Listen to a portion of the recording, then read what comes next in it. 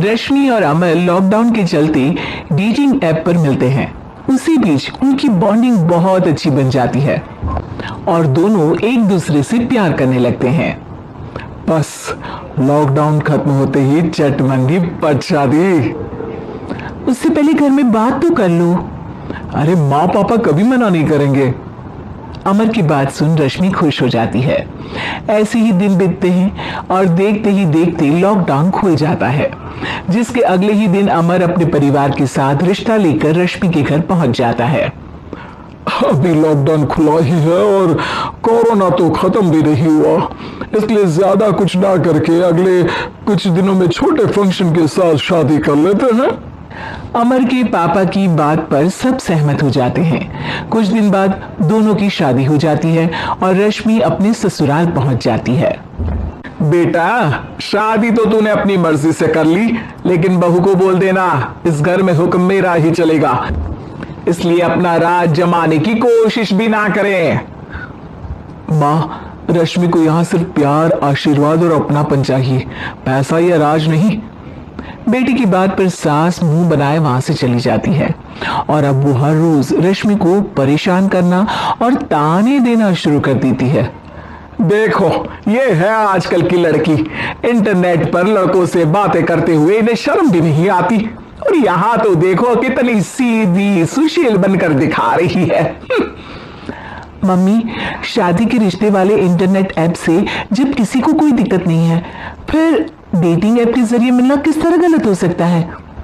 रश्मि की dating app वाली बात सुन उसकी हैरान सास तुरंत तुनक कर पूरे घर को सिर पर उठा लेती है, जिसकी आवाज सुन अमर और उसके पापा भी वहां आ जाते हैं।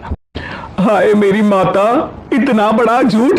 डेटिंग ऐप को इंटरनेट के जरिए मिली है बोलकर इस कलमुही को मेरे सर ला बिठा दिया।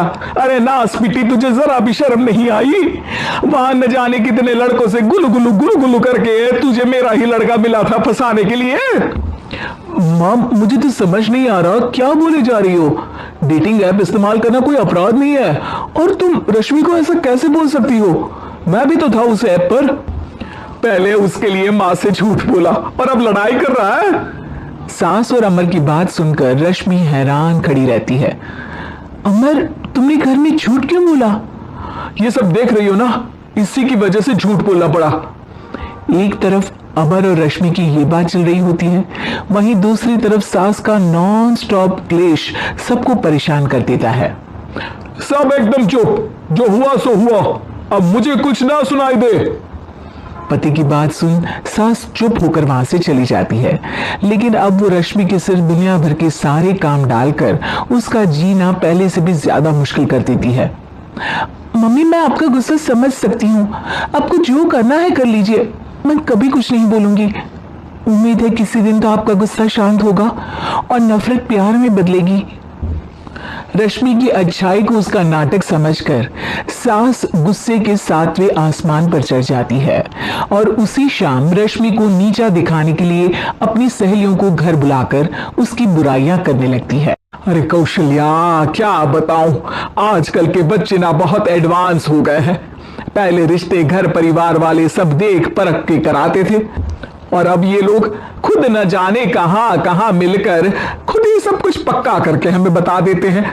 लड़की का कैसा दिन धर्म, कैसा ईमान, कैसा चरित्र कुछ नहीं पता, बस प्यार किया और घर लाकर बिठा देते हैं। अरे ऐसा क्यों बोलती हो? आजकल बच्चे अपने आप में बहुत समझदार हो गए हैं, और फिर पूरी जिंदगी तो उन दोनों को ही साथ निभानी है। अपनी पसंद से शादी कर भी ले तो क्या दिक्कत, तू ही देख ले, पहले इतना अच्छा बेटा और अब सोने पर सुहागे जैसी सर्वगुण संपन्न बहू।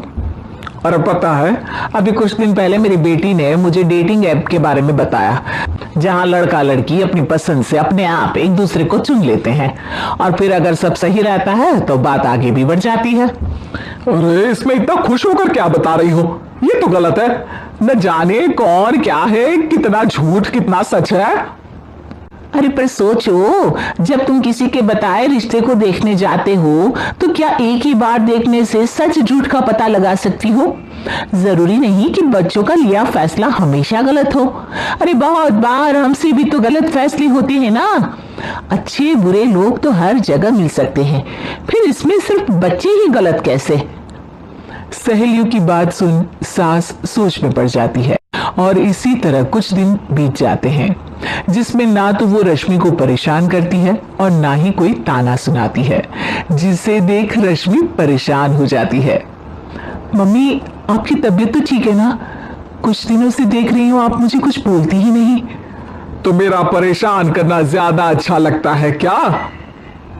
नहीं, आपकी शांति उससे ज्यादा परेशान कर रही है। शांति इसलिए है क्योंकि मुझे एहसास हो गया है कि गलत तुम लोग नहीं, मेरी सोच है। प्यार तो एक सुंदर एहसास और शादी खूबसूरत साथ है। अगर ये साथ सच्चा है तो कहीं पर भी किसी भी तरह जुड़ा हो उससे कोई फर्क नहीं पड़ता। आप कौन है? इतनी अच्छी बातें मेरी पत्नी तो नहीं बोल सकती।